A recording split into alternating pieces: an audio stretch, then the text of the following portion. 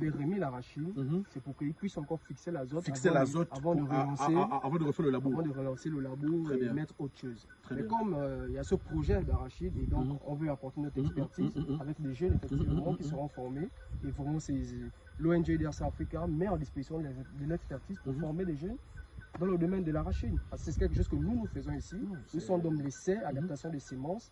Et vraiment, ce sont des sites pilotes, on en a plein. Là, tout à l'heure, on va relever le tournesol. D'accord. Et c'est dans ce que nous faisons. Aujourd'hui, vous avez fait les tests. Bon, tout ce qui est oléagineux, vous avez fait quoi? Vous avez fait les tests de l'arachide, vous avez fait les tests sur le tournesol, soja, le maïs aussi, j'ai vu. Et puis, le soja. Il y a le soja aussi. Toutes ces 4 oléagineux ont des teneurs en huile extraordinaires. C'est-à-dire qu'aujourd'hui, si vous prenez la classification de la consommation en huile dans le monde, tu as d'abord l'huile de palme. Après l'huile de palme, tu as l'huile de soja qui est en deuxième position. Après, tu as l'huile de maïs, tu as plusieurs, l'huile de colza. Et puis, tu as l'huile d'arachide qui arrive peut-être en 4e ou 5e position en fonction de la consommation.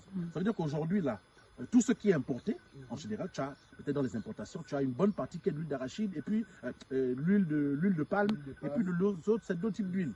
Aujourd'hui, on est capable de faire en sorte que le Gabon soit autosuffisant. Mais nous, pour transformer, on a besoin de la main-d'œuvre. Dans cette main-d'œuvre, c'est que si toi, avec les Gabonais que vous envoyez, et là aujourd'hui, il faut qu'on professionnalise la chose.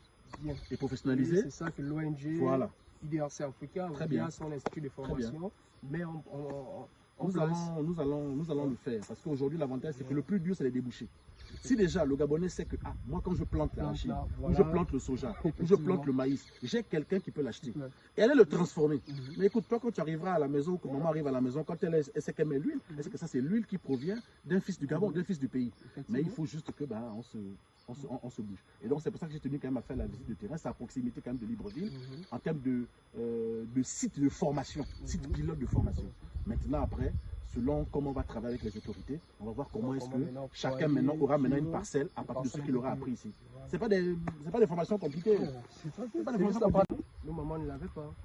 Là, quand tu plantes ton arachide là, tu as déjà, en fait, le sol est déjà labouré. D'accord. Donc facilement, quand les pousses commencent à s'éveiller, encore que c'est du sable. D'accord. Facilement. Et aujourd'hui, l'arachide peut pousser sur n'importe quel type de terre. Voilà. Donc c'est juste comme fallait pour maîtriser l'itinéraire technique. Comment faire? Comme là, sur du sable, on sait qu'il faut faire des buts. Il faut faire des buts comme ça. Mais sur un sol argileux, pas besoin de faire comme ça. D'accord. Vous remuez juste la terre tout autour en mode poquin. Vous mettez vos graines. Tout ça, c'est des mélanges. Ah oui, donc ça c'est extraordinaire. Ça veut dire que dans tout le Gabon, on peut. C'est-à-dire que parce que j'avais une association qui est à Loga Maritime à Port-Gentil, un peu dans Omboué, qui m'ont dit mais nous il y a du sable, est-ce que ça peut bien pousser? J'ai dit mais normalement ça peut pousser. Donc ça veut dire que dans le sable, dans la terre, dans l'argile, il y a des techniques maintenant qu'il faut adapter pour faire chaque chose. Voilà. Maintenant je pense que le rendement peut-être aussi sera peut-être différent aussi en fonction du type de sol. Ça dépend aussi des nutriments que le sol apporte à l'arachide. Et donc la variété que vous avez testée ici, c'est l'arachide qui vient de Zambie. Tu as dit qu'elle a une petite, elle a une grosse. Oui, ce sont les gros grains. Ce sont de gros grains. D'accord. Non, on veut voir maintenant, l'arachide peut avoir de gros grains sans pour autant qu'elle ait une teneur en huile forte. Maintenant pour nous, c'est d'avoir.